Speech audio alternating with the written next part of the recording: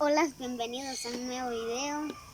Ahora estamos haciendo un descanso en la casa y estamos haciendo una fogata aquí. Como cortamos un limoncito ahí, pero no hemos cortado el árbol, sino que solo las ramitas hemos cortado. Pero lo bueno es que lo divertimos con familia.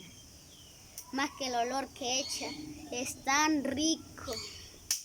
Que dan ganas de comer el palo así.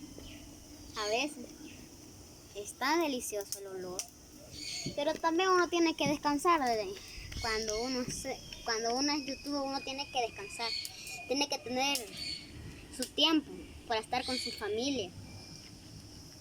Y ahora yo estoy con mi familia, un tiempo con mi familia, y por eso han visto que este día de hoy no he grabado ni un video, porque queríamos hacer esta fogata en familia. Mi papi ya va a traer una carne para comer. Y estamos disfrutando aquí en familia. Aquí estamos en familia, gracias a Dios. Todo youtuber tiene que tenerlo, pero los demás youtubers no lo tienen. Siempre solo grabando videos, pero cada uno tiene que tener su propio lado para descansar.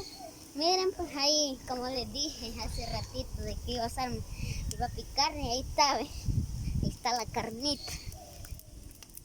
Ya miren, bueno, gracias por ver este video. Espero que les haya gustado. Suscríbanse y pongan un like.